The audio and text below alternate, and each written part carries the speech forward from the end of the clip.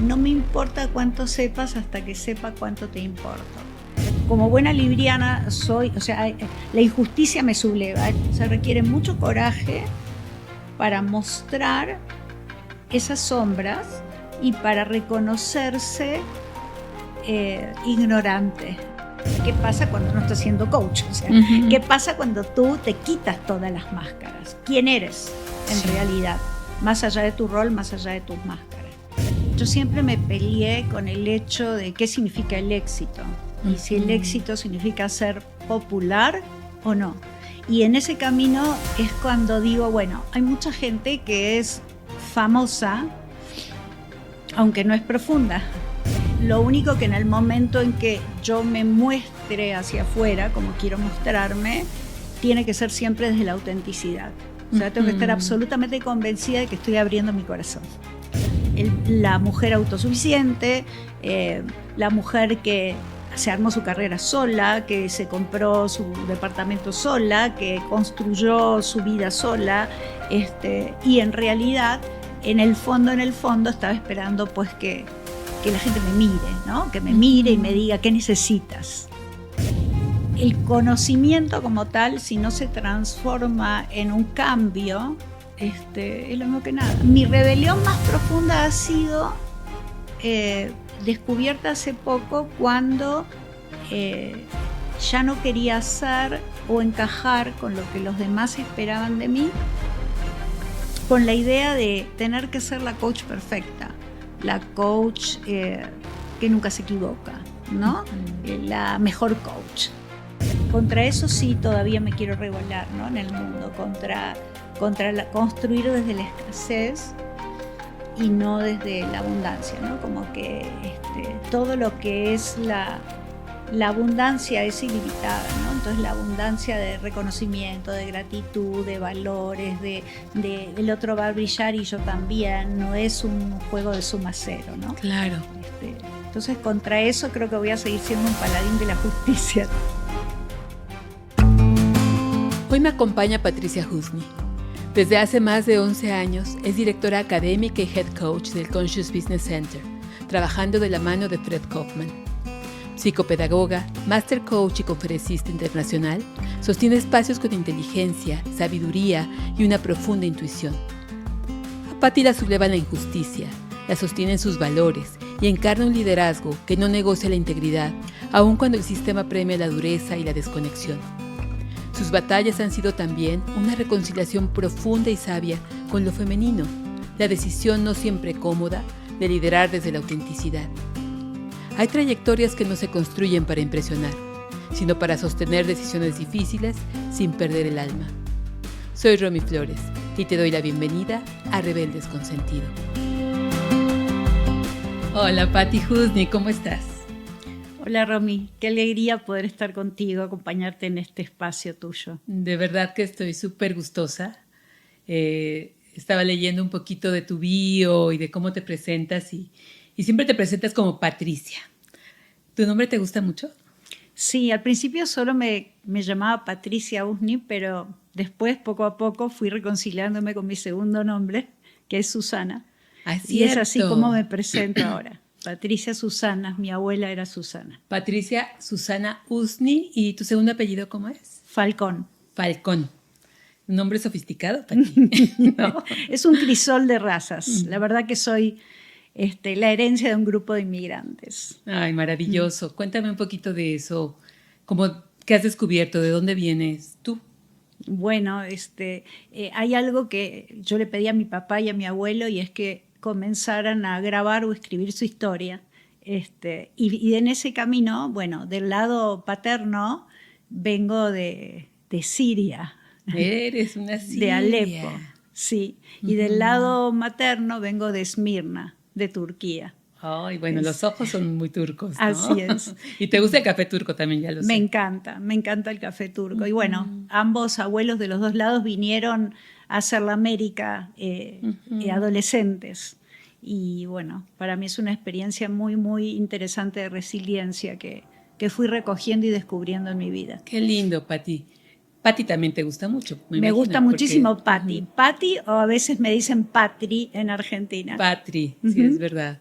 Cuéntame un poquito, ¿a dónde llegaron ellos? ¿Llegaron directamente a Argentina o cómo fue este caminar y migración de tus ancestros? Bueno, mi abuelo paterno no llegó a Argentina. A él lo pusieron en un barco en 8ª categoría y se fue a Brooklyn. Hubiera crecido en Brooklyn quizá. Y bueno, andaba por la calle y poco a poco fue descubriendo o escuchando la América, y ahí fue cuando cayó a Argentina, más o menos como a los 16, 17 años. Y después, del lado de tu mamá, ¿quién era él? Y mi abuelo, Salvador se llamaba. Él sale de Turquía en la guerra turco-griega y va directo a Argentina. En ese caso, sí, tenía 18 años cuando llegó a Argentina y después poco a poco fue trayendo a toda su familia a Argentina. ¿Y cómo creciste? Yo sé que te fuiste muy, muy pequeña de Argentina, pero ¿cómo fue tu primera infancia, Pati? Así en términos muy generales a lo mejor, pero eso creo que nunca lo hemos conversado tú y yo. No, es cierto. Bueno, yo me fui de Argentina a Perú cuando tenía 2 años, por un trabajo de mis padres, y mi infancia, digamos, hasta por lo menos los 8, fue bastante multitudinaria, porque vivía con mi mamá y mi papá, mi hermana, con la que nos llevamos un año, mis abuelos maternos y los hermanos de mi mamá. Todos juntos vivíamos en una casa. Mi papá se fue haciendo de a poco. Así que vivimos alguna carencia de niños y poco a poco mi papá fue encontrando su lugar y después nos mudamos a una casa y en esa casa viví desde los 8 hasta los 14 años. Hasta todo casi juventud, digamos. Exactamente. Yo tengo una curiosidad, Pati, porque tú eres una mujer súper inquieta, con una mente intelectualmente que está todo el tiempo produciendo, pensando, reflexionando y además como bajando a la realidad. Ahorita vamos a decir un poco de quién eres y qué haces, pero ¿cómo vivías en esos años esta mente que yo me imagino que desde chiquita se fue gestando tan productiva, vamos a decirlo así? Era una niña inicialmente más bien callada que buscaba un lugar seguro como para mostrarse. Y después en el camino fui descubriendo que el lugar seguro no está afuera. En general, lo que cuentan de mí era que era muy responsable. Si me faltaba un útil dentro de la lista de útiles escolares, no quería ir al colegio, digamos, ¿no? Sí, tenía como esta pelea con la exigencia, un poco con el perfeccionismo, y por otro lado también quería, si me caía, que eso es lo que me cuentan siempre, yo me volvía a tirar y decía que me encantaba caerme, digamos, ¿no es cierto? Entonces, esa anécdota es maravillosa, sí. Pati, porque, bueno, para mí habla un poquito, por una parte, como de este perfeccionismo que no sé si venía una parte de rasgo de personalidad o fue provocado un poquito por el entorno, pero también de una niña que quería hacer las cosas muy bien siempre. ¿Sí? Sí, y bueno, tenía muchos amigos y me gustaba mucho jugar en la calle. En la época mía todavía se podía jugar en las calles y conocías a todos los vecinos de la cuadra, ¿no? O sea que podías entrar y salir de las casas y de verdad yo puedo decir que en ese punto fui muy feliz y todavía conservo a varios amigos del barrio, digamos. Ay, qué lindo, Pati. Oye, entremos un poquito, porque hay mucho que conversar y te podría preguntar de toda tu trayectoria, pero me gustaría entrar directamente a la forma en que tú contribuyes al mundo, Pati, para que la gente sepa, te conozca. Tú, bueno, trabajas en colaboración en la escuela de Fred Kaufman, en Conscious Business Center, desde hace 12 años, desde la fundación de una de las escuelas de coaching más importantes desde mi perspectiva. Eres directora académica, eres coach, eres consultora, también tienes tu propia empresa. ¿Tú cómo te describes? ¿Cómo contribuyes al mundo desde todas estas trincheras o las que no he mencionado? Mira, acá tengo una frase de un Lin Yutang. Es un escritor chino que ahí por los 1895 nació y tiene una frase que me gusta, que dice que hay 2 maneras de difundir la luz. Una es la lámpara que la emite y la otra es el espejo que la refleja. ¡Ay, qué lindo! Y esto me encantó porque yo me ubico desde el lugar del espejo. Y lo que busco en asociación con personas, porque creo que nací para compartir en comunidad, personas comprometidas con un mundo mejor, con el bienestar, usar, digamos, lo que yo tengo como fortaleza, que es mi liderazgo, mi amor por el aprendizaje y mi creatividad. ¿Para qué? Para poder ayudar a personas, líderes, organizaciones, coaches, a que lleguen a constituir, digamos, su mejor versión. ¿Y eso qué significa? Significa que se aprendan a observar, que observen a los demás, al mundo, y que impacten desde ese lugar con sus dones, con sus talentos, a ellos mismos primero, a sus familias después y a la humanidad al final, porque en realidad lo que yo sueño es con un mundo mucho más empático, mucho más compasivo. Qué lindo lo dices, Pati. Mucho más consciente. Mucho más consciente. Así es. Cuando me dices que tú te identificas con esta frase como de tú proyectas la luz desde el espejo, entiendo entonces que no te ha gustado estar como con el reflector encima de ti. ¿Lo has elegido cómo lo fuiste descubriendo? Esto es interesante porque quiero contar un poquito o sea, en la comunidad todos te conocemos, ¿no? Ayer hicimos un desayuno en donde tú eras el centro porque la gente vino, la gente que no viene de pronto a las reuniones vino porque estaba Patti Husney en México, ¿no? Estás de visita acá y eres un enorme referente, tanto en cómo coordinas la información, cómo abstraes si eres capaz de bajar. Yo a veces, te confieso que a veces tú hablas y yo digo, tengo que seguirle el paso a Patti porque vas a veces muy rápido y trato de alcanzarte, si no trato de regresarte, pero todos los coaches de Conscious Business, pues para nosotros eres una persona muy importante que está al centro y que sí tiene el reflector, a lo mejor tú no lo ves. Por supuesto, Fred Kaufman tiene el reflector más grande y principal porque a través de él estamos todos reunidos. Pero ¿cómo vives esto de no estar al centro del reflector? Es una pregunta interesante porque yo siempre me peleé con el hecho de qué significa el éxito y si el éxito significa ser popular o no. Y en ese camino es cuando digo, bueno, hay mucha gente que es famosa, aunque no es profunda. Y como tú bien dijiste, de ir de un lado al otro y tomar varias cosas a la vez, bueno, soy un 7 en el enneagrama y soy súper curiosa, pero creo que tengo un cierto talento en poder conectar los puntos. Y parte del ejercicio de mi vida ha sido justamente desacelerar y entender que podés llegar desde los arbolitos al bosque y desde el bosque a los arbolitos. Entonces, sí me gusta crear, me gusta imaginarme el futuro de la historia y desde ahí volver al presente. Entonces, sí me peleo todavía un poco con el ser referente versus el ser popular.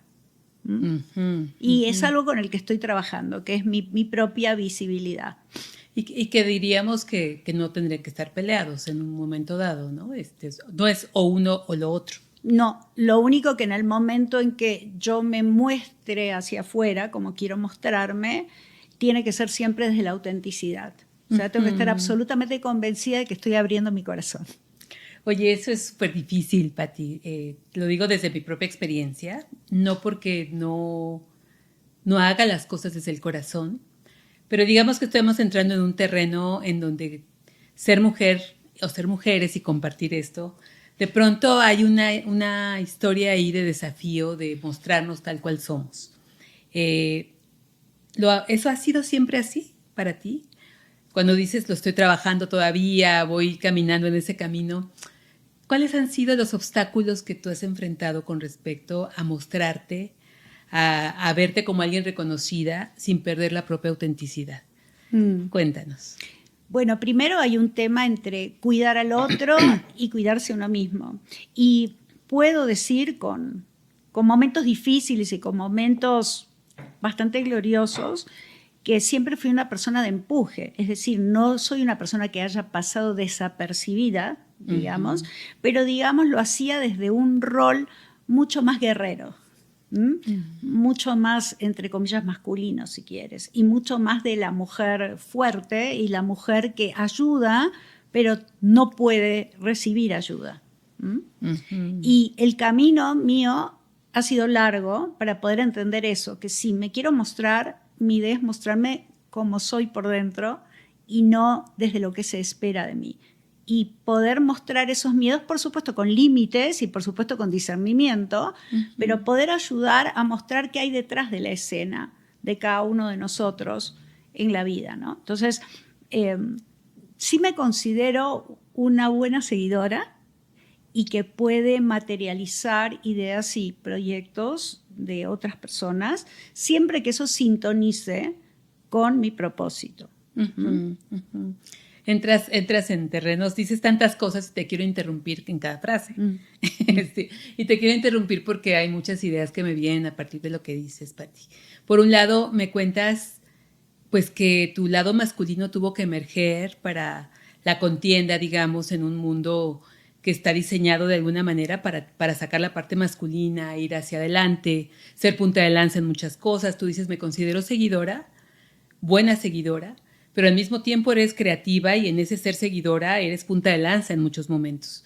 Esa parte masculina, mi primera pregunta, que habita en todos nosotros, en todas nosotras, y que tú has tenido claramente al frente, ¿hoy en día está transformándose en otra cosa? ¿Escucho algo así para esa autenticidad? ¿Es así? Sí, porque en algún momento empecé como a enojarme con el mundo, porque de repente no veía cuando yo sufría o de repente no veía cuando yo necesitaba ayuda, pero después me di cuenta que yo no generaba ninguna señal tampoco, ¿no? Desde mi lado. Es decir, la mujer autosuficiente, la mujer que se armó su carrera sola, que se compró su departamento sola, que construyó su vida sola, y en realidad, en el fondo, estaba esperando pues que la gente me mire, ¿no? Que me mire y me diga, ¿qué necesitas? Entonces el cambio vino desde el momento de decir, bueno, hasta acá nomás. ¿Y dónde está el límite? El límite está cuando yo siento que voy perdiendo mi esencia. Entonces es como acelerar un poco ese momento, es decir, no esperar llegar al límite para decir un minutito me estoy hundiendo, sino ir mostrando las alertas o ir entendiendo mis alertas para decir hasta acá nomás. Digamos, es increíble en estos procesos de autoconocimiento, porque bueno, tú te formaste como psicopedagoga. Sí, yo me formé en psicopedagogía clínica y en terapia familiar sistémica. Sí, y los procesos de autoconocimiento han estado en tu vida, creo que toda tu vida. Y esto que me cuentas no es tan antiguo, es más o menos reciente el poder reconocer esta vulnerabilidad, o cómo han sido como los espirales de iteración para descubrirte en esta etapa de la vida. ¿Qué crees que te llevó a esto?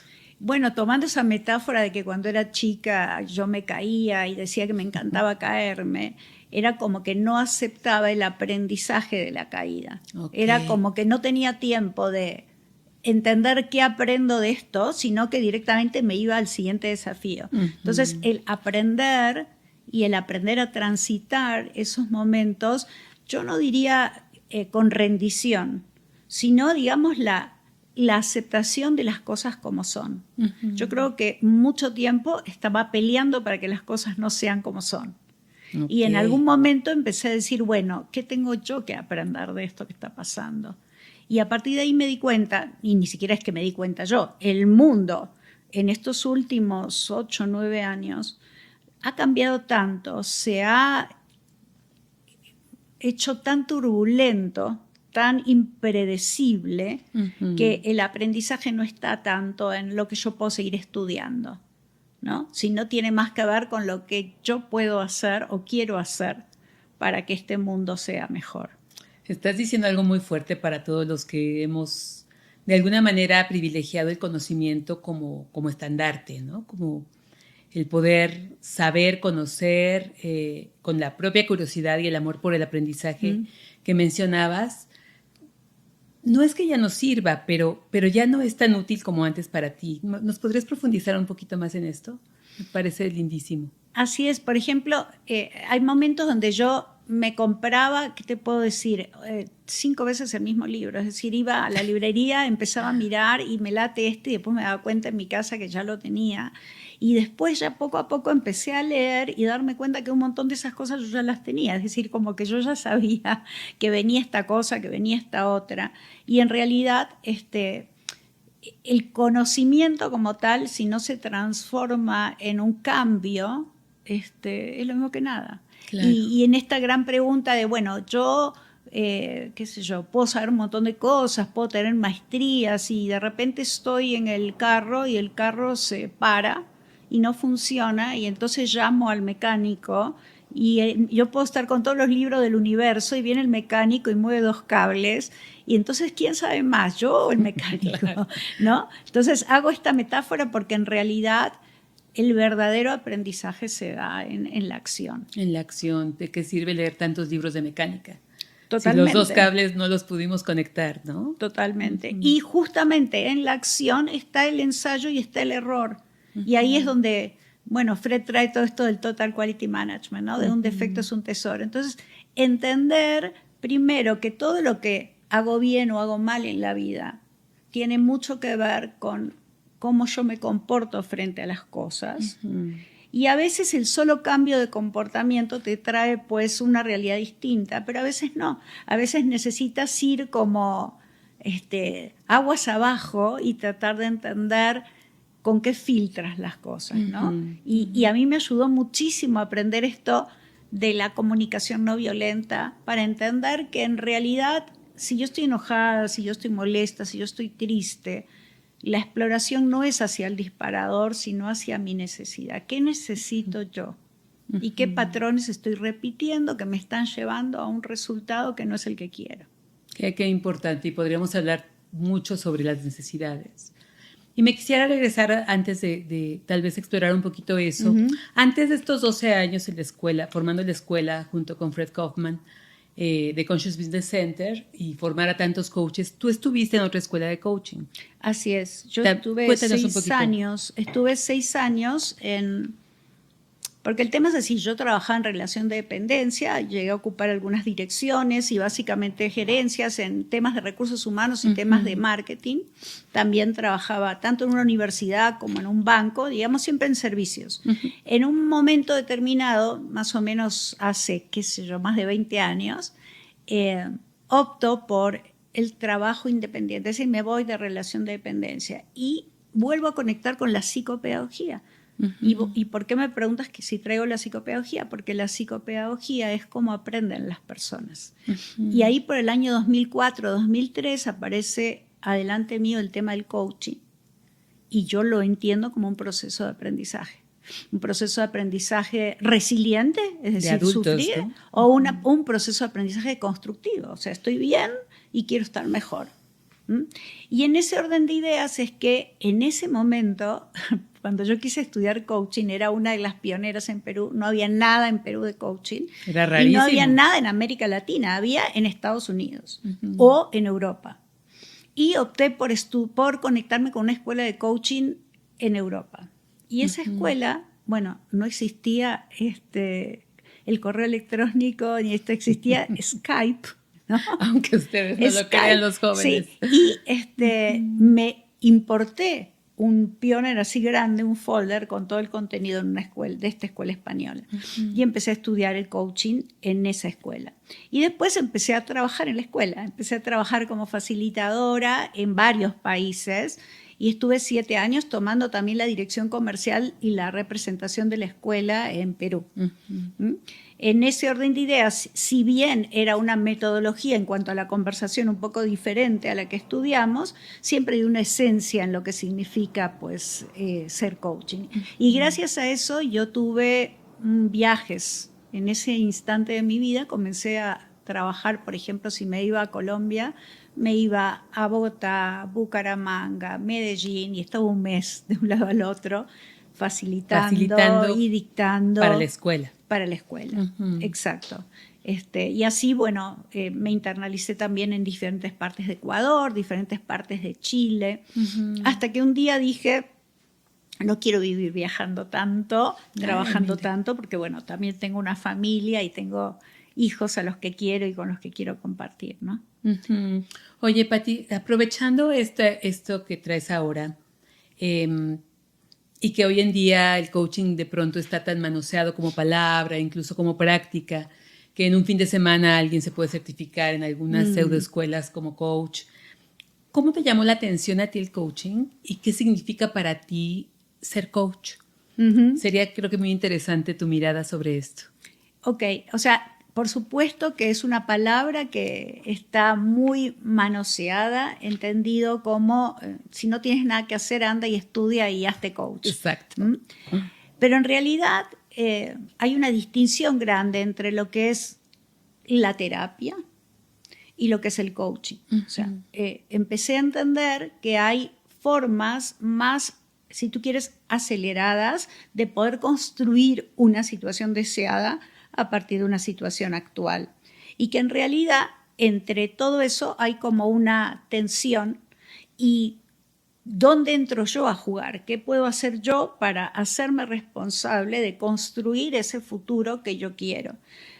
Yo sí pienso que el coaching es una disciplina que ayuda con herramientas a que una persona que quiere hacerlo, ahí tenemos algunas cosas para conversar sobre el coaching ejecutivo, pueda lograr los resultados, pero no es mágico. O sea, por un lado necesitamos tener una intención, y yo siempre digo, necesitamos tener inspiración, pero también transpiración, porque involucra un trabajo absolutamente personal de ir construyendo todo esto. Entonces ok, yo en la vida quiero ser efectivo, perfecto. No estoy encontrando los mecanismos para ser efectivo.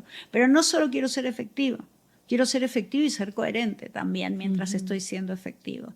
Entonces, para mí el coach es un profesional que justamente debe trabajar todo el tiempo en su profesionalidad. Es decir, debe ir dándose cuenta qué herramientas adicionales necesita incorporar a su book o set de herramientas para poder servir al otro y no jugar a ser un terapeuta, no jugar a ser un consultor, no jugar a ser un mentor.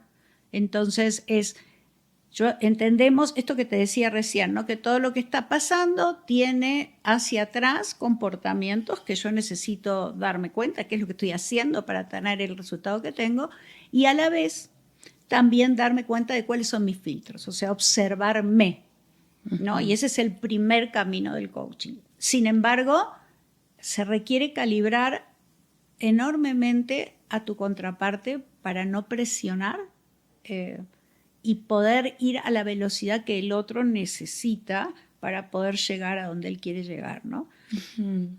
No sé si fui clara o... No, sí, bueno, o sea, estás describiendo la práctica desde mi perspectiva, incluso con esto en lo que yo creo también, que es un acto sagrado el estar acompañando a un otro, ¿no?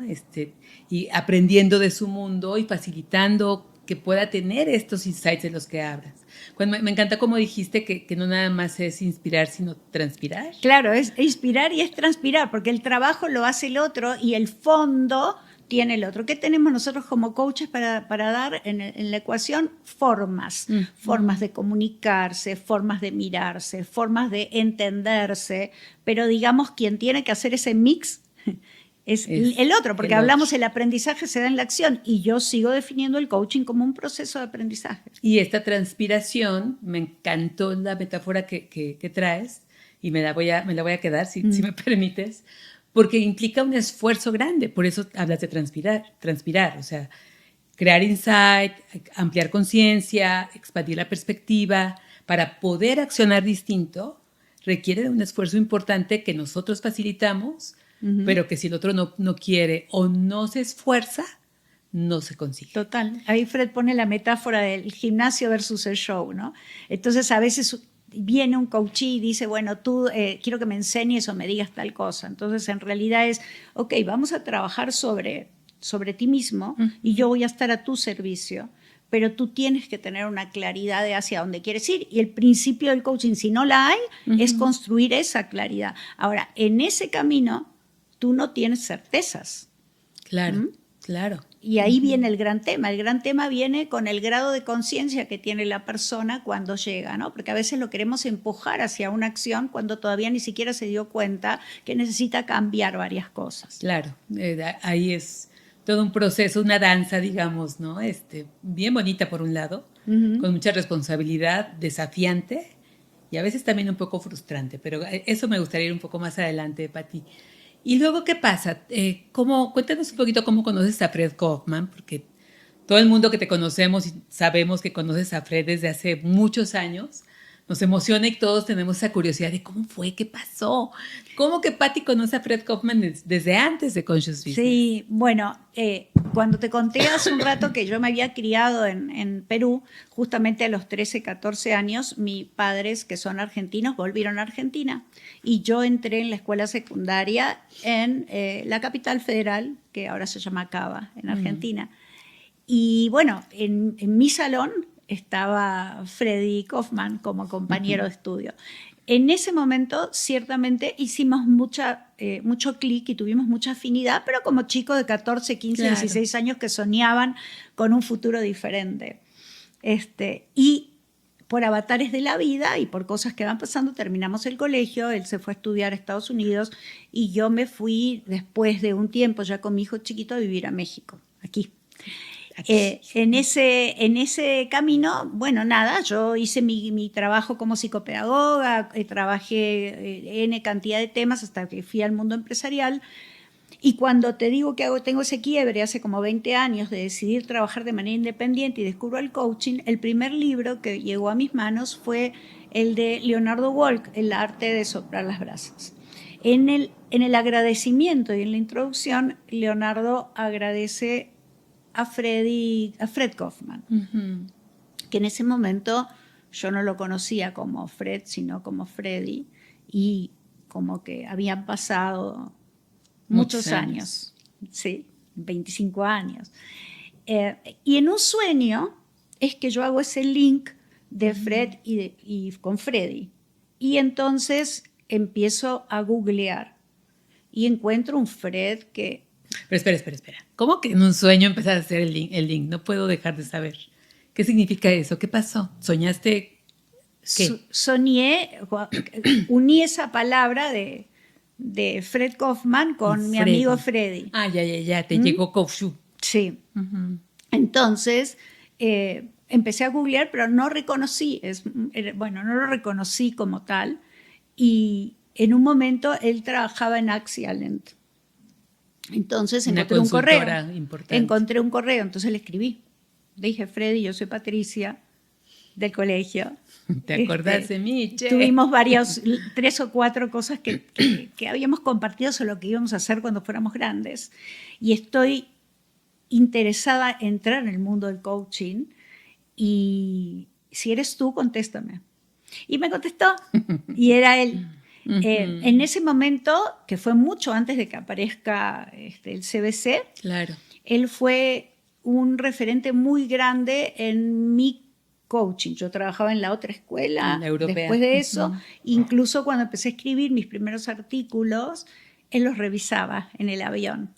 Y en un momento es donde él me dice, quiero armar una escuela de coaching. Ahí por el año 2011, 2012, él tiene esa idea y se había conectado con la Universidad Francisco Marroquín, que es una universidad también con un enfoque libertario. Y me invita a formar parte de la primera generación. ¿Cómo fue eso para ti? ¿Fue muy emocionante? Me imagino que, Freddy ya tenía una estatura importante en el mundo de los negocios, como un coach ejecutivo súper non plus ultra. ¿Para ti no hubo duda? ¿Fue así como, claro que voy o había otros elementos? No, fue claro que voy. Fue claro que voy y fue mágica. Esa generación todavía conservó amigos entrañables de esa generación. Fue una generación presencial de 80, casi 90 personas. 2011. Eso sucedió en 2012 ya. Ah, bien. Así es. Y ahí tú entras como participante y al mismo tiempo como directora académica. ¿Todavía no? Fue como para aprender el modelo de Freddy y reconectar con él y bueno, obviamente con un montón de distinciones, unas ya conocidas, pero incorporando otras. ¿Y cómo terminas trabajando juntos? Cuéntanos. Es que es muy interesante porque ahora que estoy hablando contigo estoy descubriendo también un patrón, ¿no? ¿Cómo entré yo a trabajar en un momento en la universidad? Bueno, porque me convertí en la representante del salón, casi que la delegada que veía lo que se podía mejorar y lo que no se podía A la mejorar. que no le gusta el reflector. Exacto, entendí. ahí me convertí en eso. Y de ahí también sucedió en diferentes instancias y acá también. Es decir, en un momento todos terminamos en la generación y yo me convertí como en la representante para ver qué necesitamos nosotros para certificarnos, porque en ese momento era un estudio y ya.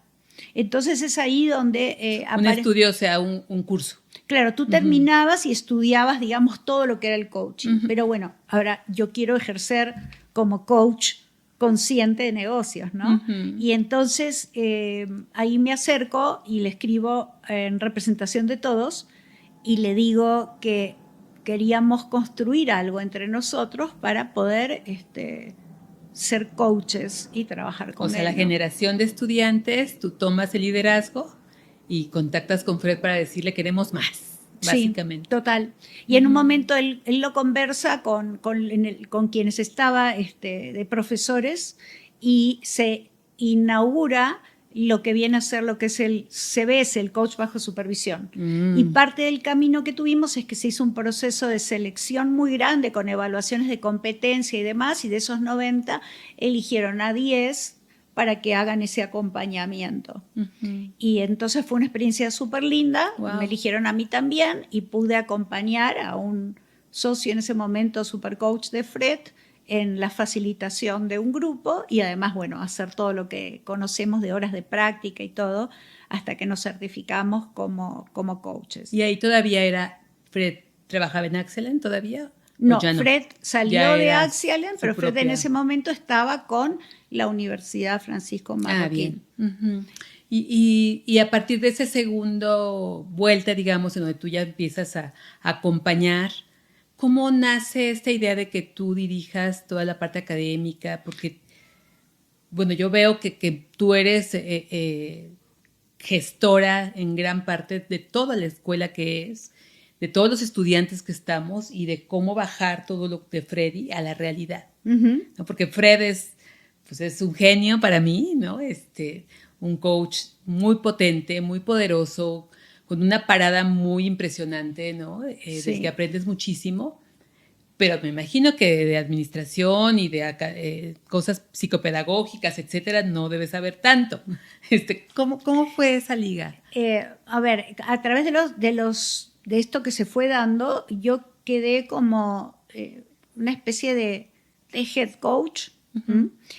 Y en un momento determinado, ya cuando se incorpora Magda como CEO en la compañía, Fred todavía no era ni pandemia ni nada, muchísimos años antes que pandemia, estaba cansado de sostener el programa presencial de la manera que era, porque eran como 14 días o 15 días presencial, primero 7 obligatorios, donde estabas 10, 12 horas estudiando, después tenías un tránsito virtual de 6 meses y después otra vez tenías una semana entera intensiva. Es como me tocó a mí, de hecho, estudiar.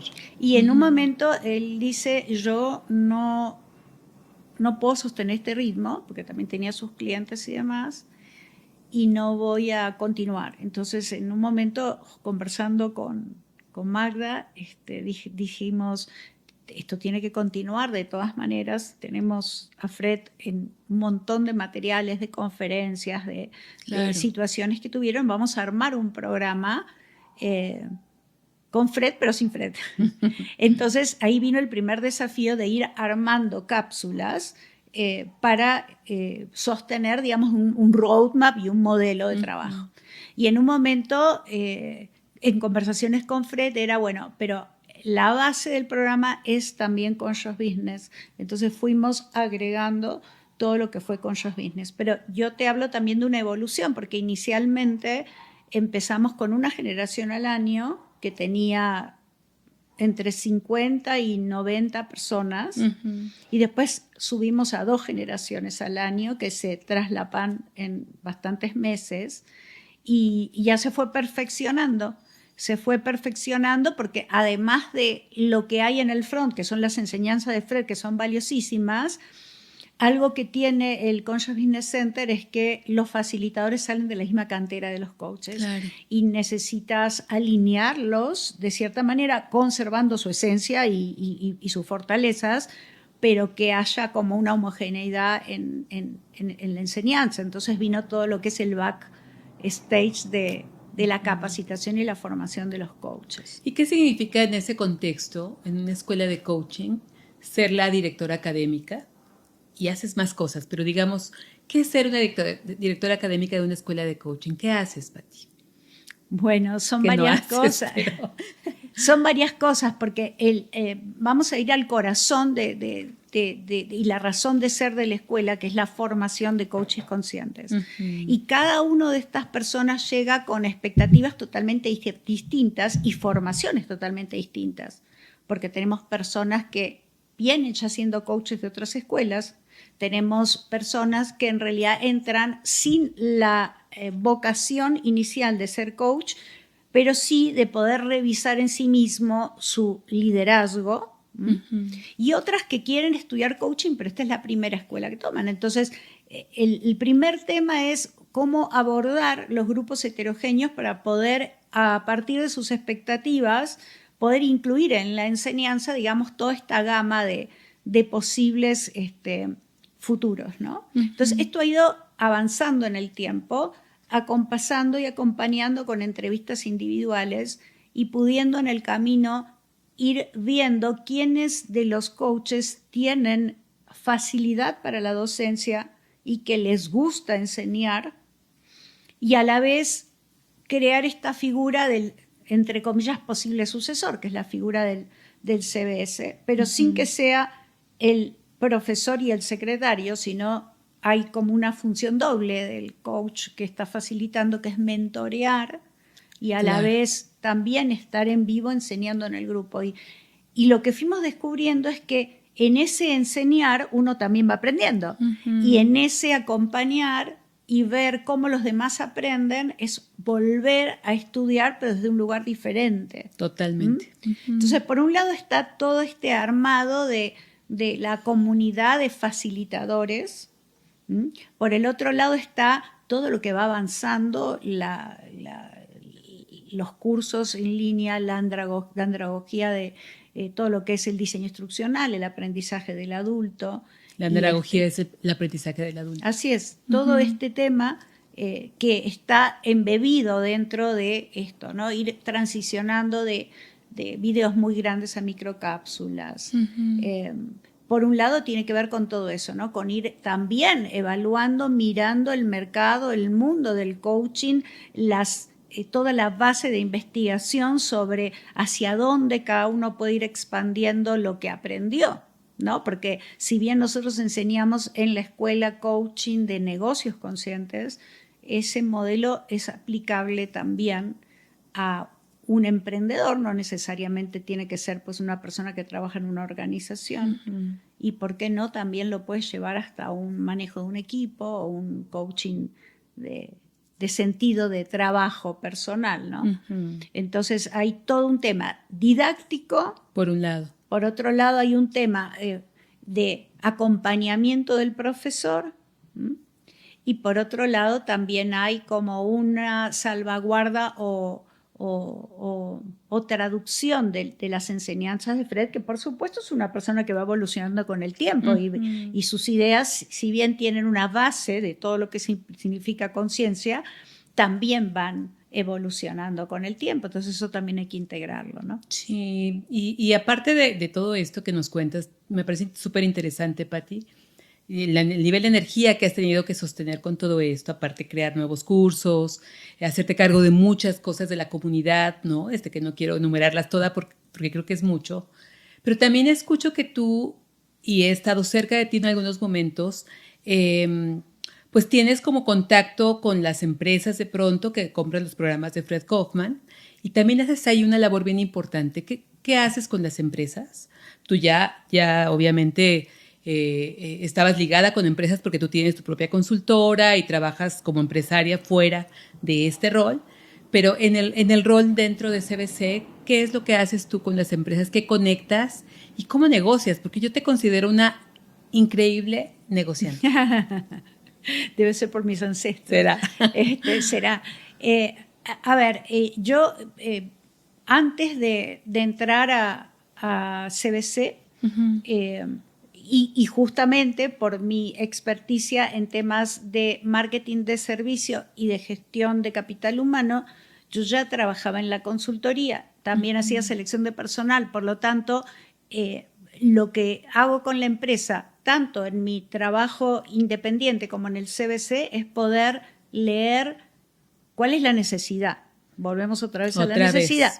¿Cuál es la necesidad? Y dentro de esta gran pool de servicios, ¿dónde entra a tallar la consultoría? ¿Dónde entra a tallar la capacitación y el coaching? Entonces, sabemos que las organizaciones muchas veces pueden, el principio de Peter, ¿no?, llevar a su gente a la incompetencia. Sabemos también que quien mejor desempeño tiene, finalmente sufre de que su plato está demasiado lleno con respecto a los otros.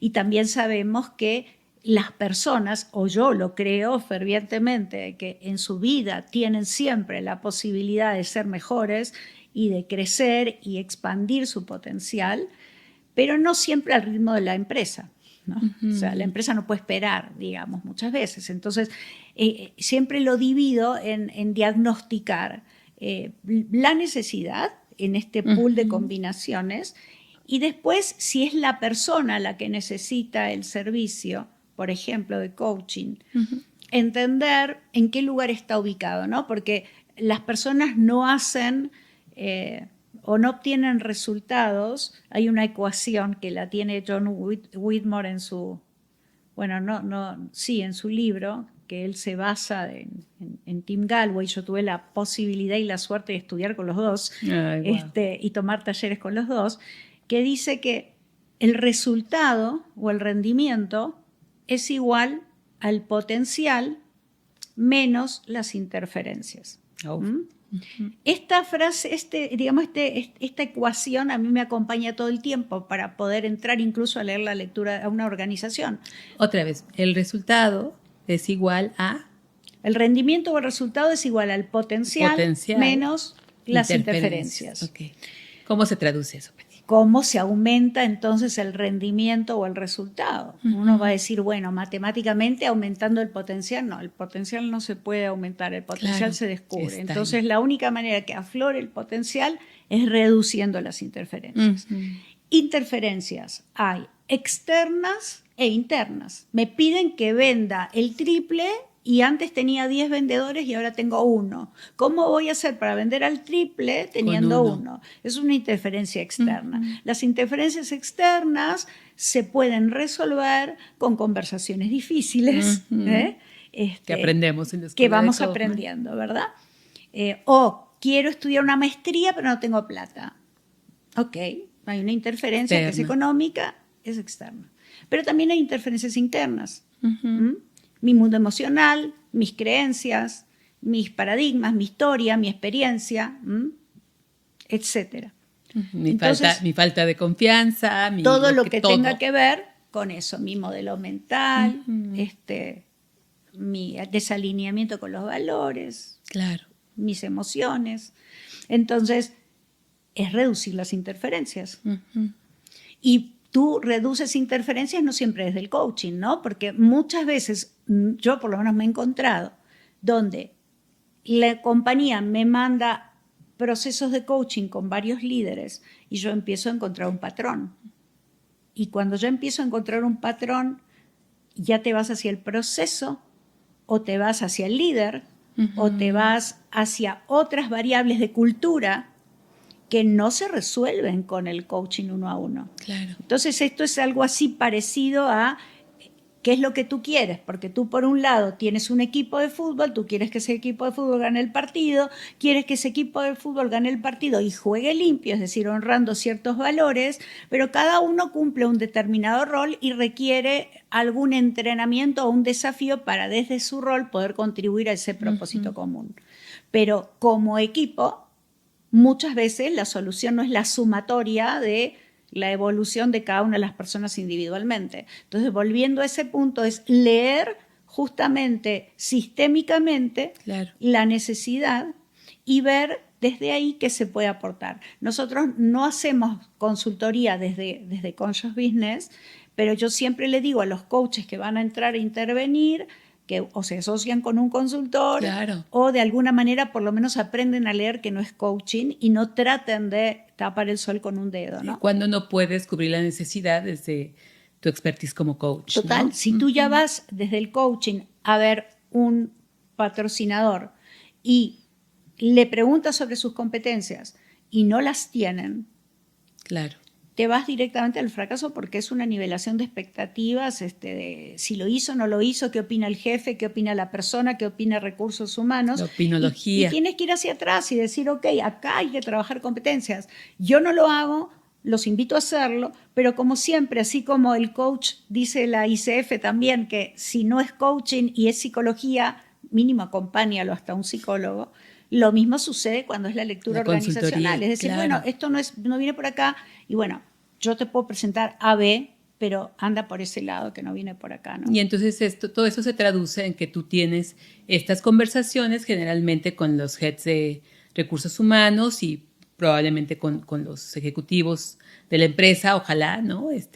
Personas clave, y entonces propones soluciones y vas como ramas proponiendo hacia dónde se puede contribuir o no, y después despliegas todo el... Y desde dentro del propósito, cuando me preguntabas al principio, en asocio con la gente, es co-crear la solución o co-crear el plan de acción que la compañía necesita para ese fin. O sea que parte del desafío está en no vender enlatados, sino poder customizar y construir, igual que en el coaching. O sea, en el coaching es exactamente lo mismo en el 1 a 1. Tú construyes a partir de la energía y emergente del otro. Lo mismo sucede en las empresas, ¿no?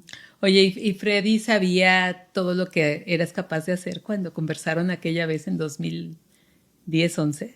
No. Y de hecho, yo creo que muchos de nosotros no sabemos lo que somos capaces de hacer hasta que lo hacemos o hasta que alguien confía en nosotros y ve lo que nosotros no podemos ver en nosotros mismos, ¿no?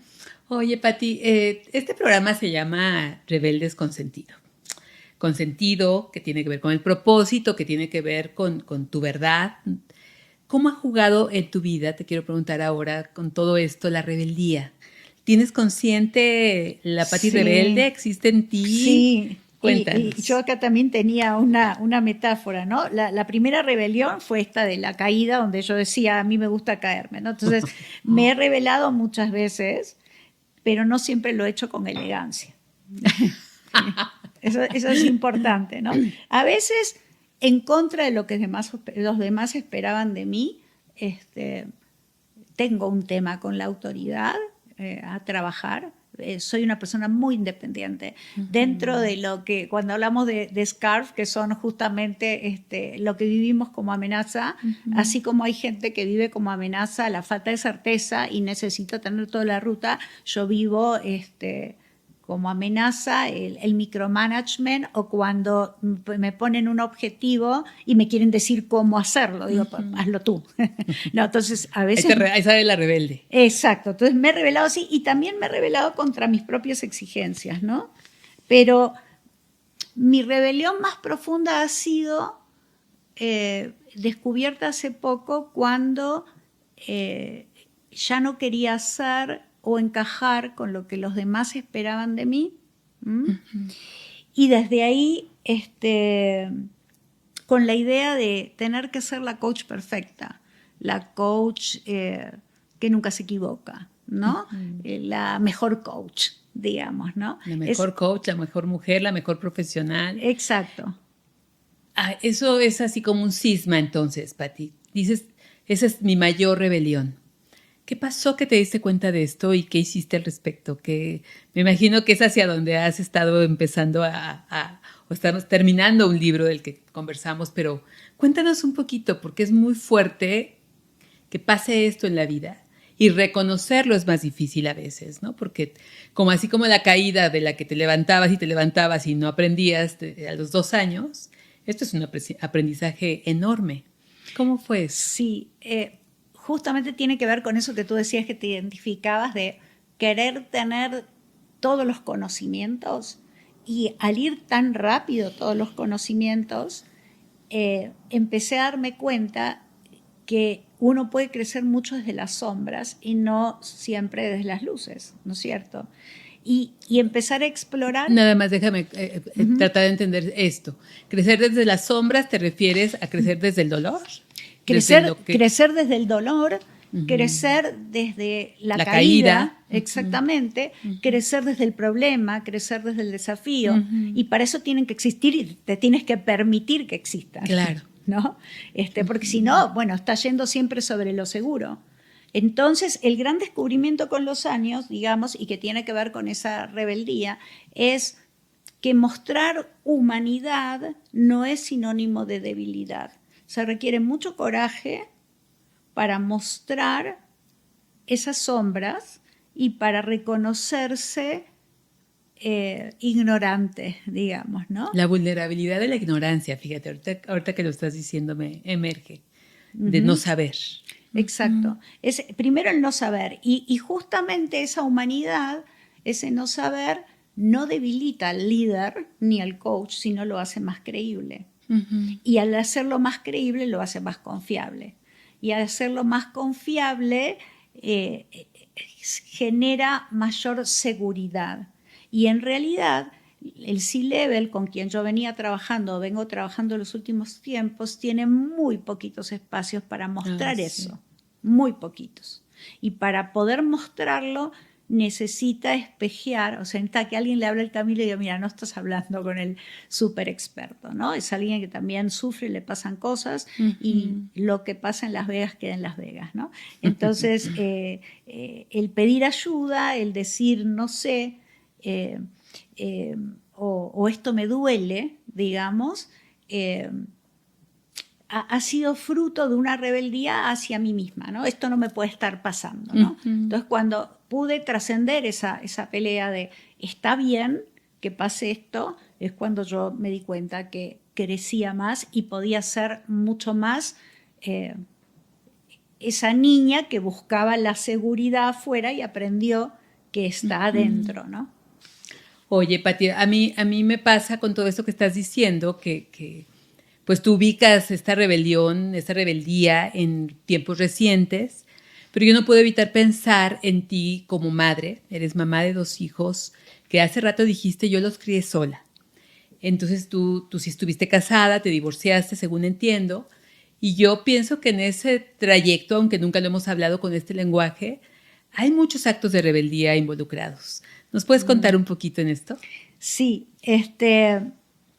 a ver, hubo un momento en mi salida, digamos, de un trabajo en relación de dependencia, que coincidió también con esa separación, primero separación y después divorcio, donde yo me quedo compartiendo con un socio que no conocía una tintorería de teñido de tela de algodón. ¡Qué historia, Pati! Mi idea era, bueno, yo salgo del trabajo, vendo mi parte al socio, había que valorizar la empresa, tenía muchas irregularidades y en el camino no había ingresos. Entonces el mundo independiente no era como yo pensaba que era independiente, ¿no? Yo tenía los chicos estaban chicos, en ese momento mi ex esposo cuando nos separamos se fue del país. Y mi rebeldía fue que nunca se me ocurrió, jamás se me ocurrió agarrar a mis hijos y volver, por ejemplo, a Buenos Aires con mis padres. No estaba dentro de mi tema, era yo voy a poder salir adelante, digamos, ¿no? Y yo recuerdo haber vendido hasta la última cosita que tenía, iba a los casas de cambio de oro para que me dieran plata y pudiera que mis hijos continuaran, ya sea estudiando, comiendo, etc. Entonces, esa fue como mi primer rebeldía, el decir, bueno, yo puedo sola con todo, digamos, ¿no es cierto? Sí, claro, dificilísimo. Y en la época también no era fácil. Otra rebeldía fue cuando yo dije que iba a estudiar psicopedagogía. O sea, mi papá casi le agarró un ataque, él no pudo estudiar, mi mamá tampoco, y era como que existen carreras tradicionales que vas a estudiar, enojadísimo. Inicialmente me dijo, yo no voy a pagar esa carrera, y yo me puse a trabajar de secretaria, trabajaba para poder pagar en ese momento mis estudios. Y digamos que creo que eso fue, el aprendizaje de la rebeldía tiene que ver con la energía, ¿no? O sea, al principio yo peleaba. Peleabas Sí, abiertamente. Peleaba. Toda la vida mi rebeldía era pelear. ¿Por qué esto es así? ¿Por qué esto es así? Siempre así. Cuestionar. Defender. Igual, como buena libriana soy, o sea, la injusticia me subleva. Entonces, muchas veces en la vida yo terminaba rebelándome cuando ya a quien estaba defendiendo ya ni siquiera le importaba. Y yo igual seguía ahí luchando por una guerra que no era mía. Hasta que esa rebeldía que fui aprendiendo ya no es tanto a gritar, sino a negarme a traicionarme a mí misma. O sea, hubo como un cambio de esa rebeldía hasta entender que hay una libertad que es incondicional y que depende de uno, y es vivir alineado con eso en lo que cree. Y entonces la rebeldía es cuando cobra sentido, justamente. Rebeldes con sentido es caminar hacia encontrar la alineación con tus valores y tu propósito. Pati, tú lo caminaste y lo ganaste a pulso. ¿Y encontraste ese propósito, Pati? Hay algo bien interesante, porque en ese correr y recorrer ese propósito yo descubrí, o por lo menos creo, que el propósito no es una meta, o sea, no es algo a lo que logra, sino algo que uno encarna. Entonces, desde el vibrar con el trabajo que uno hace, el poder encontrar la pasión en esto que vino a hacer al mundo y vibrar junto con eso, en realidad yo creo que eso es vivir el propósito, y sí creo que lo estoy viviendo. ¿Que lo estás viviendo hace tiempo? ¿Crees que lo estás? No creo que hace tiempo. Antes yo estaba mucho más metida en la exigencia, en el deber, en el perfeccionismo, y eso me impedía disfrutar justamente del camino. Oye, ¿y no será que entonces el propósito estaba al servicio de otra cosa? Como de a lo mejor sostener este personaje interior. No me atrevo a decir personaje porque yo me espejeo contigo. A lo mejor no se llama propósito, pero es como que igual eras una gran profesional, igual eras una buena persona, igual eras una guerrera, igual la gente probablemente te admiraba y tú creías estar viviendo una vida con propósito. Ahorita se me ocurre esto, pero ¿qué sentido tiene lo que estoy diciendo para ti?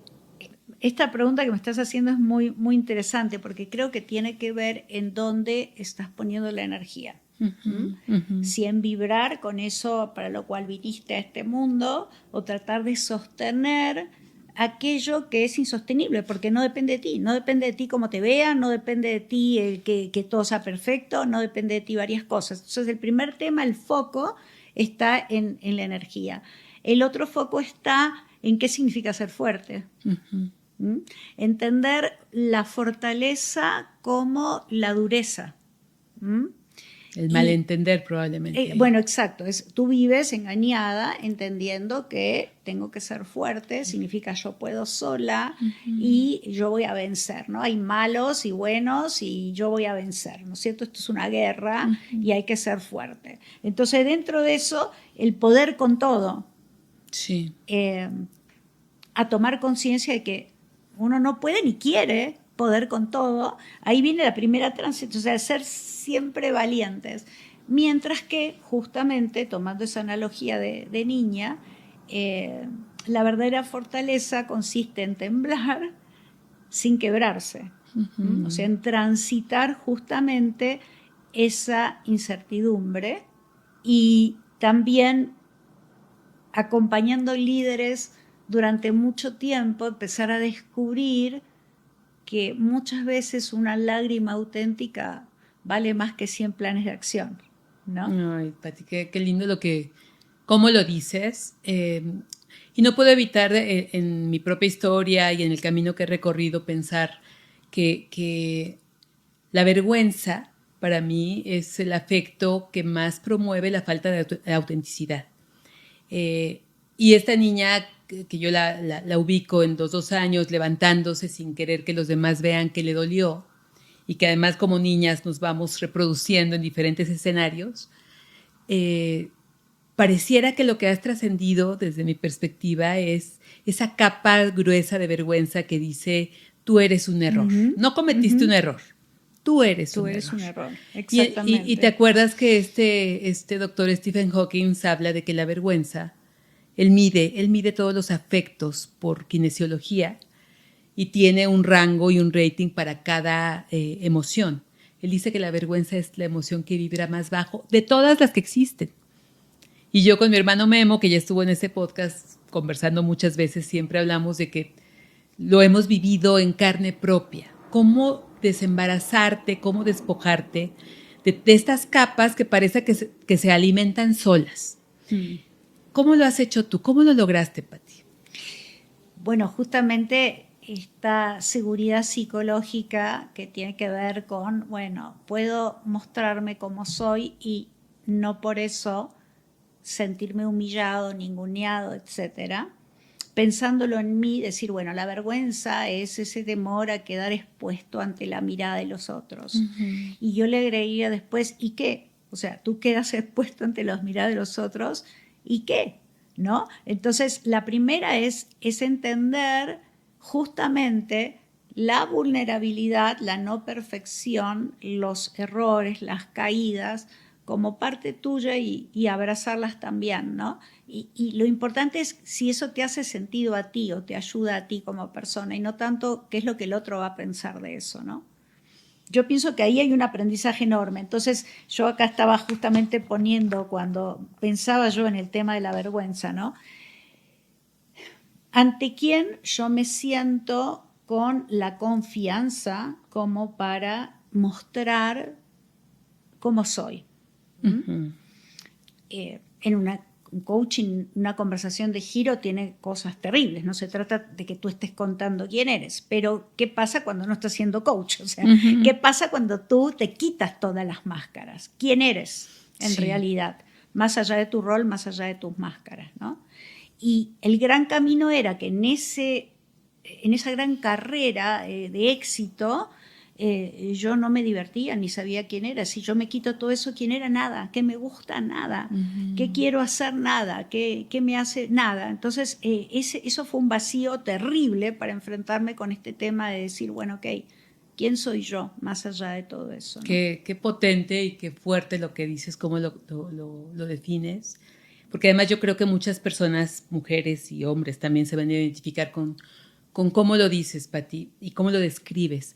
¿Cómo se genera o se crea la seguridad psicológica en una conversación o en un equipo de trabajo? ¿Cómo ahora que tienes este aprendizaje encarnado, no nada más del libro, ¿no? ¿Cómo se genera? Mira, un tema importante, justo hablábamos que tenía que ver con dejar las máscaras, ¿no? Y para eso empiezas tú modelando. O sea, hay alguien que tiene que ser íntegro entre lo que quiere formar en el equipo y cómo es. Entonces, el primero es modelando humanidad, primero. El segundo es fomentando el no tener todas las respuestas, ¿no? Aprendiendo del error. Y básicamente también hay un tema que es súper importante y que tiene que ver con... hay una frase que la tengo aquí también escrita, que no sé si fue de Kobe o quién, ¿no? No me importa cuánto sepas hasta que sepa cuánto te importo. Y es brutal. Es súper importante porque yo puedo tener todas las estrategias de ahí, pero en realidad para generar confianza, y esto no lo digo yo, lo conocemos todos los pilares de la confianza, pero está bueno traerlo, no solamente tengo que ser una persona que sé, porque claro, vamos a hacer de cuenta que yo soy tu líder, soy muy empático, todo lo que sea, pues no conozco, el no tener esa competencia también de alguna manera rompe la confianza, ¿no es cierto? Claro. Ahora, también hay una parte súper importante que es la sinceridad, ¿no? Esta persona es transparente o tiene un doble discurso, ¿no? Y el tercer tema tiene que ver también con la fiabilidad. Esta persona es confiable, cumple sus promesas, se disculpa cuando no cumple y se da cuenta de toda esta cadena de consecuencias a partir de su incumplimiento. y finalmente pues el cuidado, ¿no? A mí me importa tus intereses y me importa tu vida y lo que tú buscas, y también me importa lo mío, no solamente me importa lo mío. Entonces empezar a trabajar a dónde está ese quiebre o qué me falta a mí dentro de estas 4, digamos, ingredientes de la confianza, ¿no? Porque si no hay confianza no puede haber seguridad psicológica. Pero dirías entonces que todo esto que describes lo modelo yo, o sea, yo como eje de una conversación, eje de cambio, eje de transformación, eje de vulnerabilidad y de autenticidad, necesito evaluar primero en mí esa humanidad que tiene todos estos componentes para poder, diríamos que emanar, para que el otro se siente en esa confianza, en esa seguridad psicológica.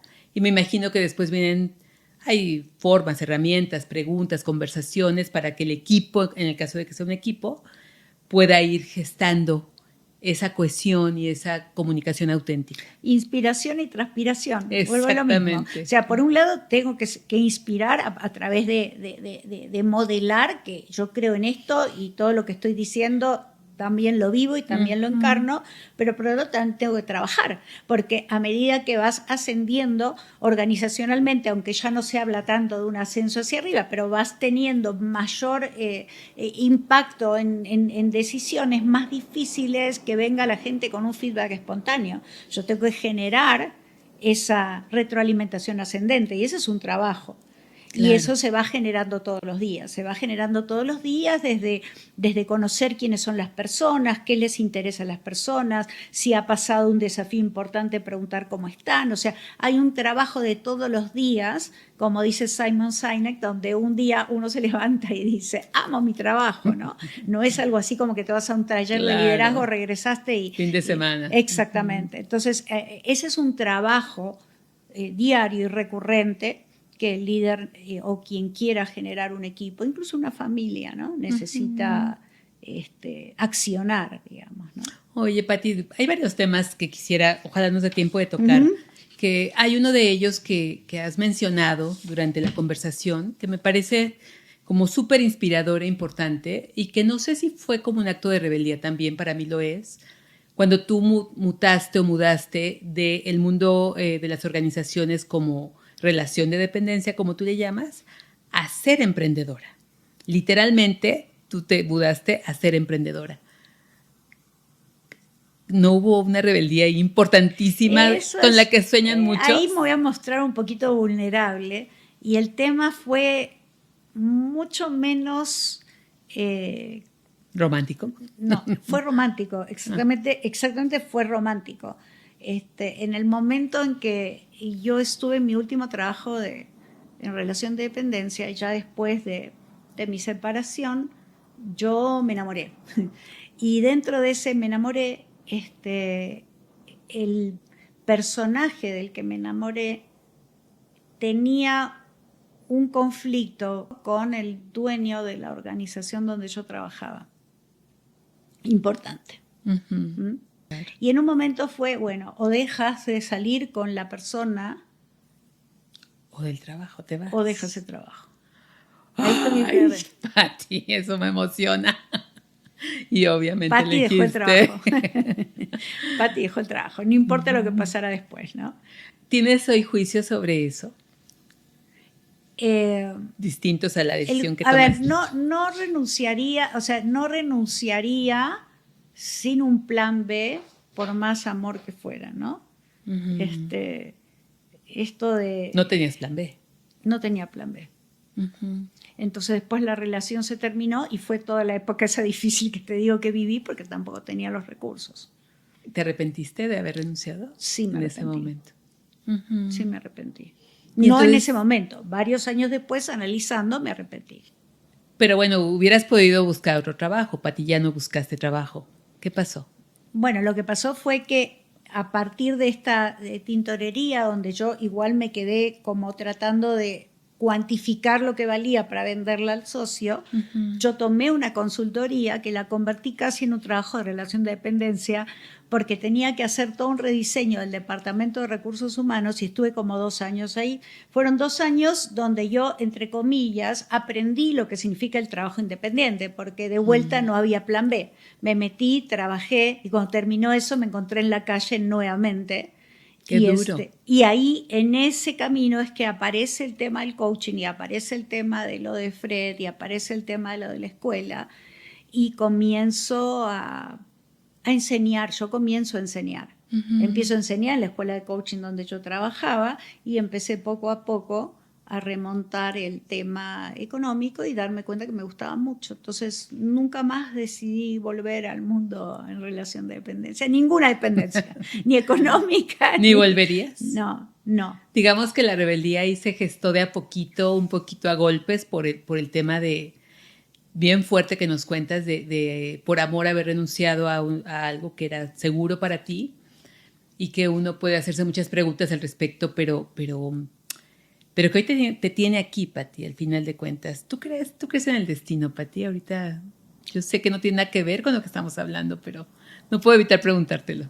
Pues sí, yo también creo que tenemos múltiples senderos para vivir y vamos haciendo elecciones y eso nos va ubicando en algún momento, pero creo que volver a tomar conciencia desde lo más interno nos abre la posibilidad de darnos cuenta que no es un solo camino y que podemos transitar de otra manera que nos haga, qué sé yo, cumplir de alguna manera lo que vinimos a hacer este mundo. Entonces yo sí creo, por un lado, en el destino, pero me acuerdo cuando estudiaba astrología hace mucho tiempo y decir, bueno, hay múltiples posibilidades, no es solo una.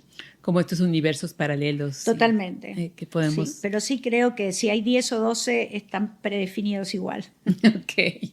Oye, uno de los que elegiste fue criar a tus hijos sola después de esta experiencia, no sé si después de esa última, pero ¿cómo ha sido? Me gustaría mucho como para las mujeres que aquí estuvo Andrea Méndez, que también cría a sus 2 hijas sola, es más joven que nosotras, pero ¿cómo fue esto de criar a tus hijos sola y de alguna manera ir eligiendo permanecer sola con los desafíos que implica esto? Y hace poquito conversábamos tú y yo y me decías, no sé si volvería a estar en relación, no lo dijiste así, ¿verdad? Pero no sé si volvería a estar en relación de dependencia teniendo una pareja. Así lo digo yo. Cuéntanos. Bueno, claro, no, es un replanteamiento de lo que implica la pareja. ¿Sí? No la idea de... Yo la fui formando durante los años y justamente mi creencia, y era mi filtro, de que implica renuncias. Dependencia. Por todo lo que viví, implica renuncias. Vivir en pareja implica renuncias. Y en un momento decir, bueno, yo ya no quiero más renuncias en mi vida. O sea, es como una forma de rebeldía también. Pero creo que es entender a la pareja desde un lugar totalmente distinto, ¿no? De un lugar de complemento. Y creo que si llega la pareja correcta, llega una vez que uno entendió, se amigó y es feliz con uno mismo, ¿no? ¿No? Entonces, no es la pareja que te va a venir a salvar. Claro. Yo me acuerdo que en el momento que estaba casada, y existe un papá, no es que no existe, cuando decimos sola, es metafóricamente sola. Es cumplir ambos roles y ser el sostén económico. De los hijos durante un largo tiempo. Mis hijos son independientes y ya no tengo que ser proveedora de esto, o no elijo ser proveedora de esto. Perdóname que me regrese, pero es metafórico y al mismo tiempo se vive con mucha soledad, porque es un peso muy grande el económico, y jugar ambos roles también trabajando y sosteniendo lo económico es súper pesado, Pati. Sí. ¿Tú lo sufriste de alguna manera, esa crianza? Me interesa a mí mucho el tema de los hijos. En términos generales, tú sabes que yo no soy mamá, pero hoy creo que es una de las labores y de las elecciones, cuando tienes oportunidad de hacerlo, más importantes de la vida y donde se vive un amor que yo no voy a conocer. ¿Cómo ha sido para ti? ¿Fue duro? ¿Y cómo ha sido para ti ser madre? Cuéntanos. El otro día, no me acuerdo exacto la frase, pero estaba leyendo de que nunca un hijo se da cuenta del amor que tiene un padre hacia él o una madre hasta que es padre o madre, digamos, ¿no? Y que es un juego donde va a querer a sus hijos más intensamente que a los padres. Esto que digo no es una regla, pero hay un camino ahí donde el equilibrio está en que cada uno tenga su propio lugar, ¿no? A mí me ha pasado sí conflictos ya con mi hijo un poco más adolescente, donde él quiso ocupar el papel del hombre de la familia. Okay. Y ahí hubo ahí salió una energía, digamos, de límite de parte mía, que creo que fue muy sanadora para él también, viendo ahora que es un hombre y cómo es él, ¿no?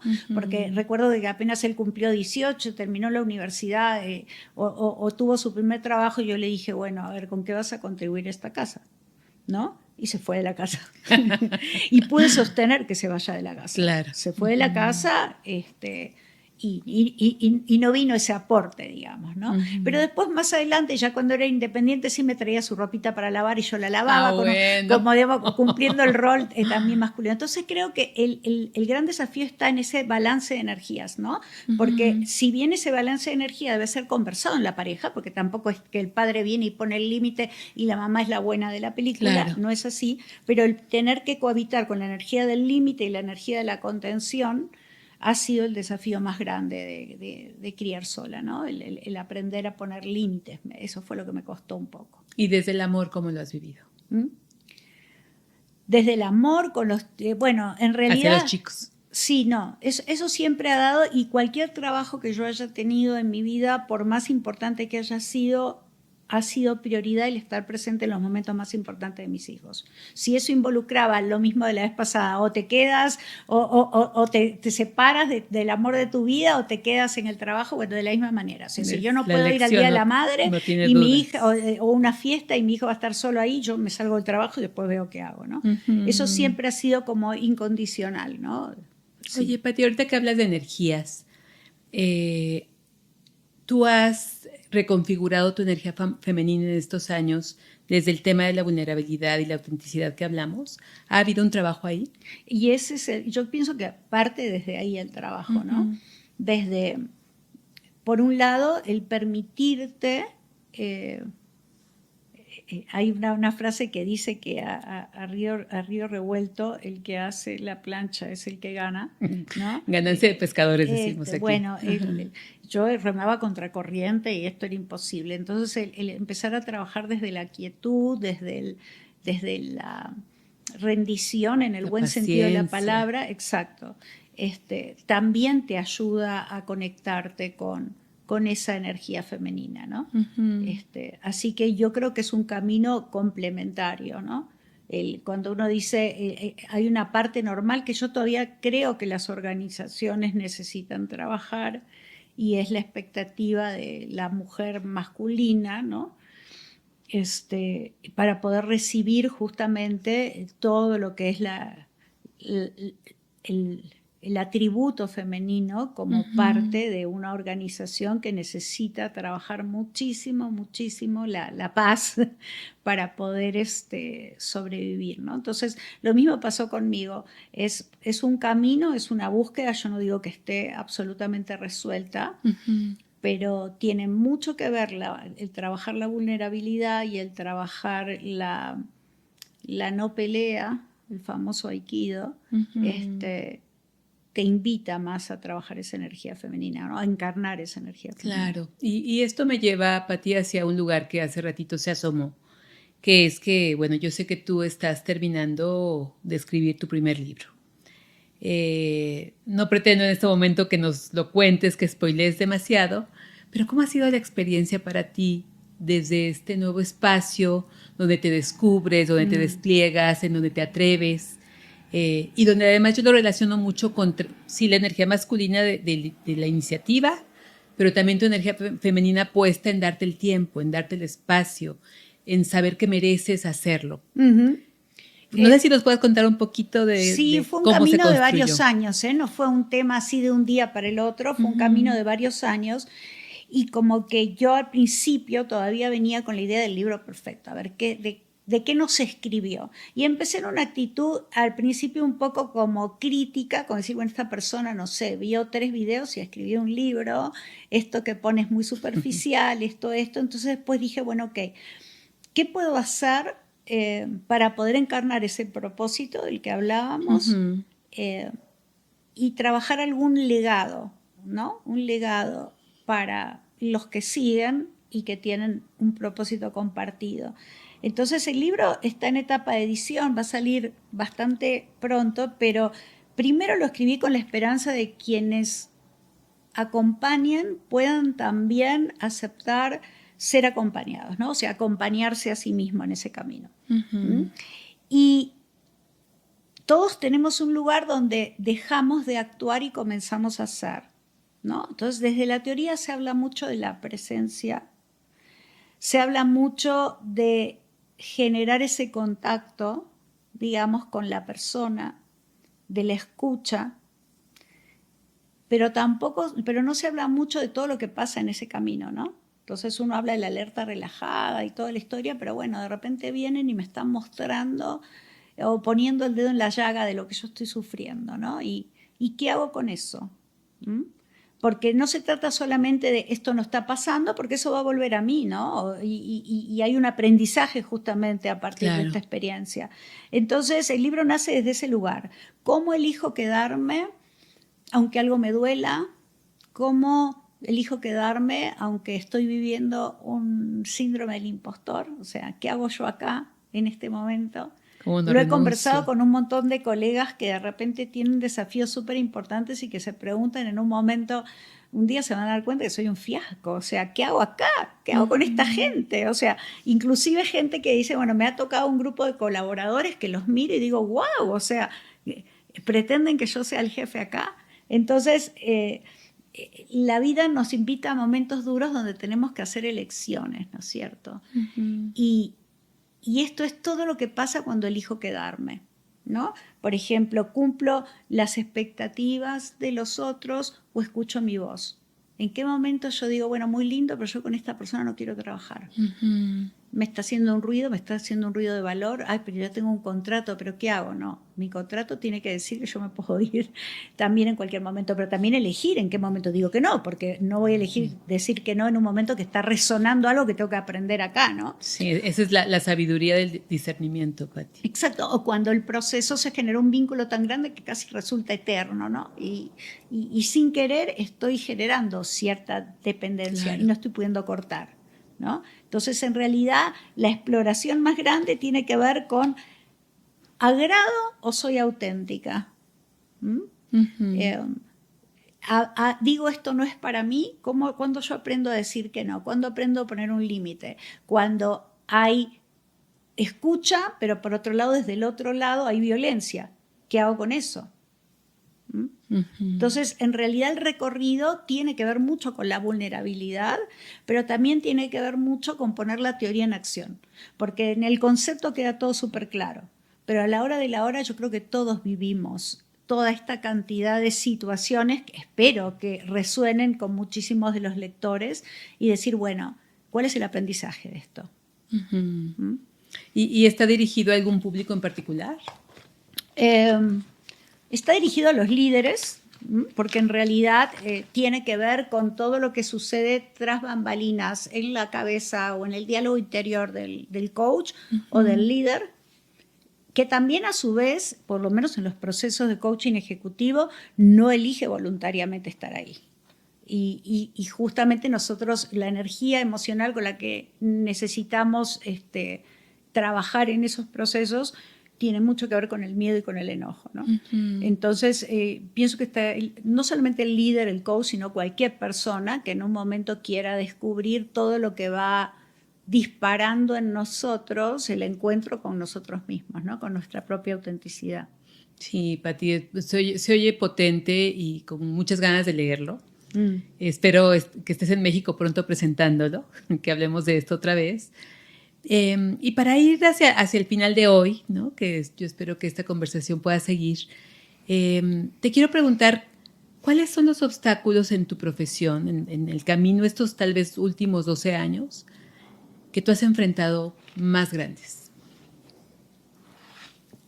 han habido bastantes obstáculos. El primero que yo, en el mundo corporativo, todavía me causa cierta rebelión, es cuando ya queda claro que si bien la persona obtiene resultados, no está siendo íntegro o no está encarnando los valores declarados, ¿no? Entonces, ese obstáculo para mí es muy importante cuando trabajo haciendo consultoría o cuando trabajo asesorando, ¿no? Porque es como una incoherencia y uno ahí como que siento que pierde un poco de poder de maniobra, pero en realidad, y eso lo conversé varias veces también con Fred, ¿no? Es decir, bueno, ¿cómo cierro el trabajo acá, no? Ya con esto no. Entonces, el primer obstáculo creo tiene que ver con eso, con que tú dices todo el tiempo o las organizaciones declaran que la efectividad sola no es suficiente, que tiene que ir acompañado con un alineamiento de valores y esos valores no se cumplen ni siquiera del líder. Digamos que ese es un desafío que aparece afuera, un obstáculo que aparece afuera, donde tú te sientes responsable en parte de no haber podido conectar, no haber logrado. ¿Eso sería el obstáculo para ti? ¿O el darte cuenta que afuera, en este tipo de organización, no hay la materia prima, no hubo el tiempo? ¿Cómo lo determinaste al final? Es que sí lo puede ver. Por ejemplo, otro obstáculo puede ser visto desde el punto de vista de la organización y el contrato, que una persona después de un proceso de coaching decida irse. Me ha pasado coaches que están en el medio de un proceso y ha ido vendiendo las acciones de la compañía y terminó el proceso y dijo, yo acá no quiero estar porque esta es la evaluación de lo que esperan de mí y este es quién soy yo. Y no hay un solo punto de contacto. O sea, tú esperas que yo sea alguien que no voy a hacer en la vida, esto significa que este trabajo no es para mí, ¿no? Entonces, son obstáculos que, por supuesto, están externamente, pero que te ayudan a ti también a cimentar bien las bases de lo que es un proceso de coaching. Entonces, decir, bueno, la persona va a empezar a trabajar siempre que quiera en los desafíos que hagan eco con él. Puede ser que en ese camino descubra que este no es el lugar para que desarrolle el potencial. Justamente es una interferencia. Y entonces decido, yo me voy. Pero si se queda, pues tendrá la camiseta de la organización tatuada. Pero puede suceder que la persona elija irse y está bien. Y que incluso el proceso de coaching sea uno de los propulsores que faltaban para que tomara la decisión. Exactamente, porque digamos, ese es mi cliente final. Y queda súper claro que ese es mi cliente final. ¿Qué otros obstáculos recuerdas, por ejemplo, en tu función como head coach y como master coach y como directora académica del CBC? Es difícil gestionar la energía de varios sombreros, varias banderas, muchos clientes internos. ¿Eso podríamos decir que también hay ahí obstáculos a veces? Sí, totalmente, porque primero, por supuesto, creo que la construcción es más alquímica con esto, es trabajar con la energía de las personas, ¿no? No es tanto gestionar y lograr que todos vibren en el mismo sentido. Yo creo que la persona sale eyectada, solita, en caso no exista el compromiso y solamente esté trabajando por, qué sé yo, por lo que va a ganar. O sea, cuando enseñas, hay miles de cosas que tú puedes transmitir en cuanto a conocimiento, pero la vocación de servicio, el disfrute con la gente, el que cada persona tenga conciencia de cuál es su estilo y justamente pueda construir todo el modelo y encarnarlo desde su estilo. Entonces, el gran desafío está en, así como yo te decía que a mí me despierta el chip de la supervivencia, el micromanagement y que me den todo, cuando empiezan a surgir los temas de, no sé, y no sabemos vender, hagamos un curso de ventas. Y no sabemos, no, párate un minuto. Cada uno descubre dónde está su necesidad y desde ahí se mueve para tratar inspiración y transpiración. De vuelta. O sea, yo no te puedo dar todo y cada uno tiene necesidades totalmente distintas. Entonces, yo no te voy a enseñar a ser consultor. Yo no te voy a enseñar a vender tus servicios. Si tú crees que tienes una brecha ahí, bueno, te vas por el lado del curso de ventas. Yo te estoy enseñando una metodología dentro de una comunidad. Yo no te estoy enseñando a ser facilitador. Y desde ese lugar, me imagino que has aprendido a poner muchos límites, Pati, a tener conversaciones bien directas, potentes y a veces difíciles también con todos los clientes internos que podemos llegar a ser en la escuela. Total. Lo tienes desde los dos lados, porque también puede ser que tú tengas, no sé, 40 alumnos y uno te ponga en la encuesta 1 y tu promedio baje enormemente. Ah, claro. Entonces yo entiendo que si tú tienes 39 alumnos satisfechos y un alumno insatisfecho, hay un tema con la expectativa del alumno y con lo que hay que trabajar. Entonces en ese punto trato de ser lo más sistémica y justa posible, mirando toda la historia, pero a la vez también hay el desafío de mantener cierta calidad.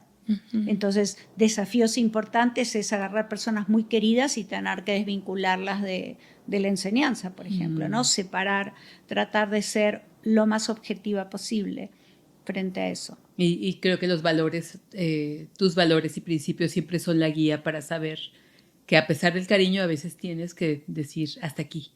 Exacto. Y eso puede ir acompañado siempre de un plan de mejora, ¿no? Pienso que incluso para desvincular a una persona uno lo puede hacer con amor, ¿no? En un trabajo, claro, donde quiera, ¿no? Y creo que es una responsabilidad moral de alguien que aportó mucho tiempo, por ejemplo, a una organización, no dejarlo con ese sabor amargo de qué fue lo que pasó, ¿no?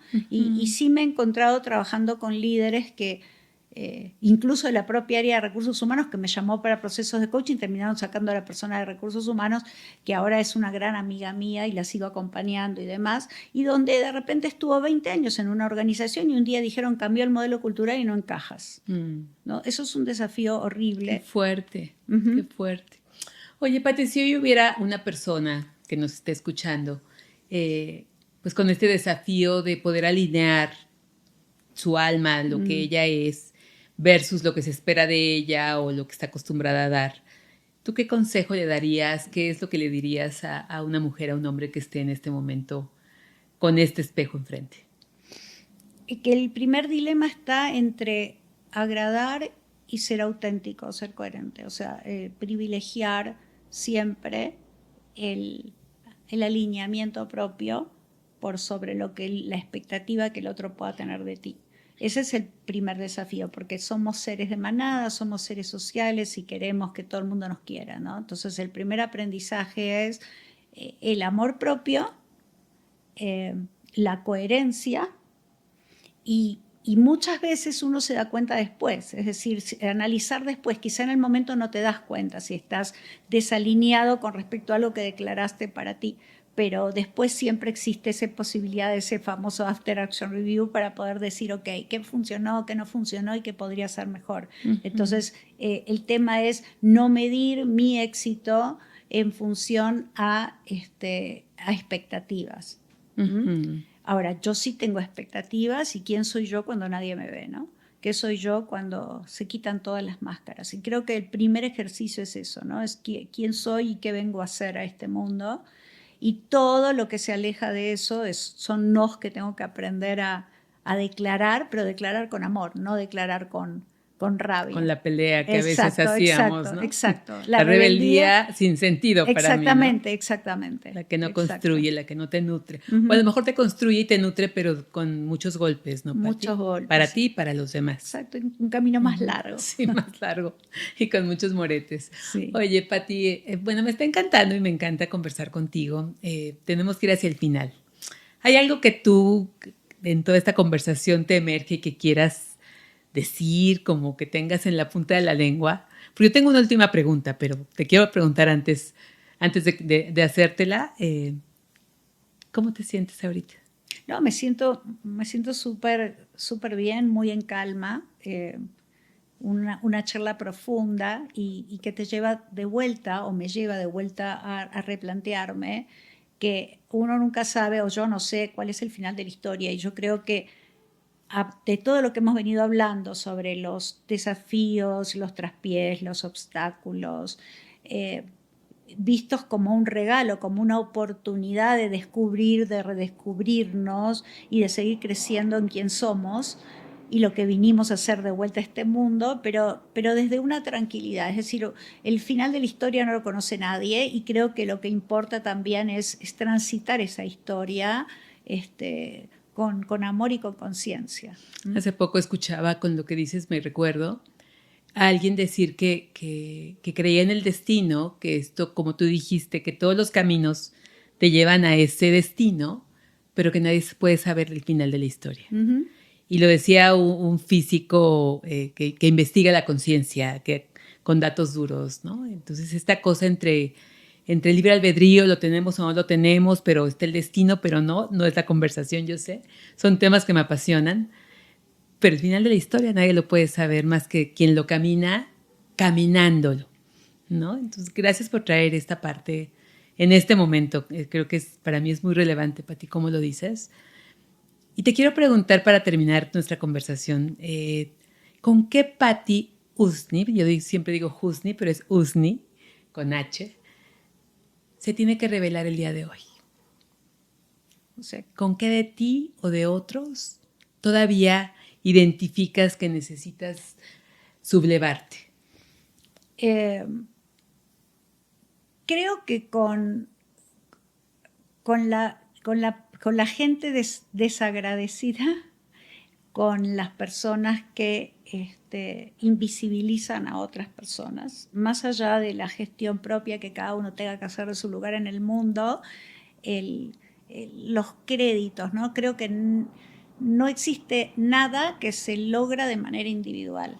Uh-huh. Y contra eso sí todavía me quiero rebelar, ¿no? En el mundo, contra construir desde la escasez y no desde la abundancia, ¿no? Como que todo lo que es la abundancia es ilimitada, ¿no? Entonces la abundancia de reconocimiento, de gratitud, de valores, de el otro va a brillar y yo también, no es un juego de suma cero, ¿no? Claro. Entonces, contra eso creo que voy a seguir siendo un paladín de la justicia todavía. Qué lindo, Pati. Y si eso fuera posible y lo logras, ¿cómo te verías en 5 años? ¿Cómo me vería en 5 años? Bueno, Con esto y con todo lo demás que hemos conversado. Sí, yo creo que mi parte, y no sé si eso sea evolutivo o tenga que ver con el ciclo de vida de cada uno, yo ya me veo más en un lado de mentor, de acompañante, de formador, de pensar en esa cadena que venga después de mí, ¿no? Porque, bueno, la vida es corta y es finita, ¿no? Y creo que el otro día escuchaba en un podcast que hablaba de cábala y todo, decía, ¿qué sería en nuestra vida si viviríamos eternamente, ¿no? No haríamos nunca nada. Ay, escuché, justo me lo mandaste. Exacto. Entonces, con Mario Bunge, ¿no? Exacto. Entonces, bueno, ¿qué va a pasar después? Entonces yo creo que esta transmisión, porque empezamos hablando de mis abuelos y todo esto, yo lo redondearía con eso que yo quisiera transmitir. Ya queda en cada quien si lo toma, lo encarna y lo continúa, ¿no? Y disfrutando, Pati. Así es. Todo ese proceso. Total. Para mí eres una mujer súper sabia, Pati, eres una inspiración. También he transpirado contigo un poquito, pero te quiero muchísimo. Soy parte de las personas que tú has formado en el mundo del coaching y bueno, somos amigas y te quiero muchísimo. Gracias por este espacio y esta conversación. No, al contrario, yo te quiero más todavía y de verdad te agradezco muchísimo que me dejes entrar en tu mundo de este espacio que has creado para ti, que celebro y que honro. Gracias, Pati.